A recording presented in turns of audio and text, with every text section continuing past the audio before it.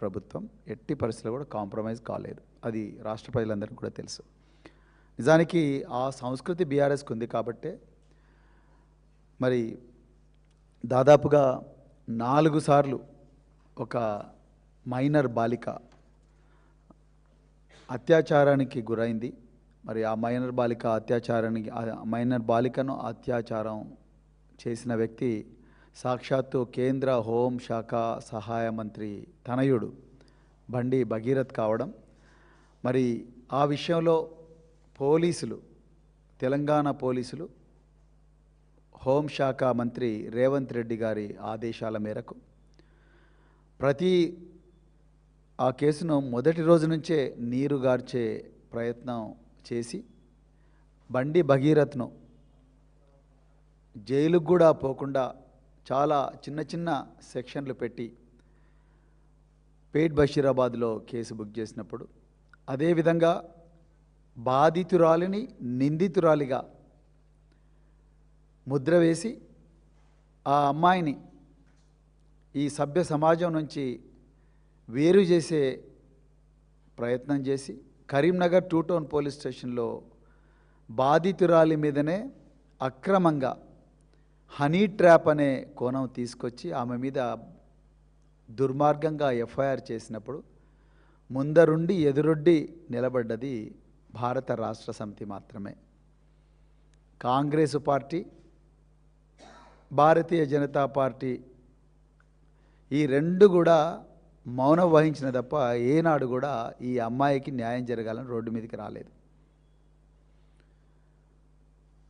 Case 8 మే తారీఖు నాడు register అయినప్పటి నుంచి, అది కూడా అతి కష్టం మీద భారత రాష్ట్ర సమితి మళ్ళీ గొడవ చేస్తేనే రిజిస్టర్ చేసిన తర్వాత స్టేషన్ బెయిల్ ఇచ్చే సెక్షన్లు పెట్టి ఇతను జైలుకు పోకుండా కుట్ర పన్నుతే దాన్ని పసిగట్టి మా వర్కింగ్ ప్రెసిడెంట్ కేటీఆర్ గారి ఆదేశాల మేరకు మేమందరం కూడా మొత్తం యావత్తు మహిళా లోకం అంతా కూడా, మరి తెలంగాణ సమాజం అంతా కూడా రోడ్ల మీదకి వస్తే సోషల్ మీడియా, ప్రధాన మీడియాను, మరి రాష్ట్రంలో ఉన్న కాంగ్రెస్ పార్టీ, కేంద్రంలో ఉన్న బీజేపీ రెండు కూడా వారి నోరు మూయించే ప్రయత్నం చేస్తే సోషల్ మీడియా వారియర్లందరూ కూడా పెద్ద ఎత్తున మరి సోషల్ మీడియాలో నిజాలను బయటికి చెప్పే ప్రయత్నం చేస్తే, అప్పుడు 2 రోజుల తర్వాత దేశ ప్రధానమంత్రి నరేంద్ర మోడీ పర్యటన అయిపోయిన వెంటనే రాత్రి సెక్షన్ 6 పోక్సో కేసులో యాడ్ చేశారు.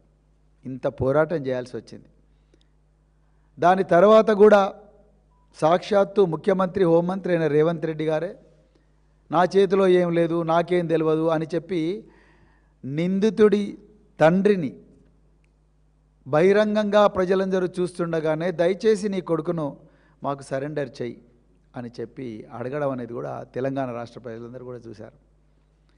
1,00,000 మంది పోలీసులకు బాస్ అయిన ఒక ముఖ్యమంత్రి, ఒక హోంమంత్రి అయిన రేవంత్ రెడ్డి గారే డైరెక్ట్గా కేంద్ర హోంశాఖ సహాయ మంత్రిని దయచేసి నీ కొడుకును మాకు సరెండర్ చేయి, మేము పట్టుకోలేకపోతున్నాం అని నిస్సహాయంగా ఆయనను ప్రాధేయపడడం కూడా తెలంగాణ సమాజం చూసింది. ఇక చివరికి ప్రజలు వదలడం లేదు. భారత రాష్ట్ర సమితి మరి బాధితురాలి కోసం పోరాడుతూనే ఉన్నది. మీడియా కూడా తమకు చేతనైనంత కాడికి, వాళ్ళ యజమాన్యాలు ఒప్పుకున్నా ఒప్పుకోకపోయినా వాళ్ళ చేతనైనంత కాడికి మీడియా కూడా ఈ విషయాన్ని ప్రజలకు చెప్పే ప్రయత్నం చేస్తుంటే, ఇంకా దిక్కు తోచక లొంగుబాటు మరియు అరెస్ట్ డ్రామా సాయంత్రం 8:30 మే 16 నాడు నార్సింగి పోలీస్ స్టేషన్ లిమిట్స్లో ఉండే ఈకో పార్క్ దగ్గర రక్తి కట్టించే విధంగా ఆడినారు.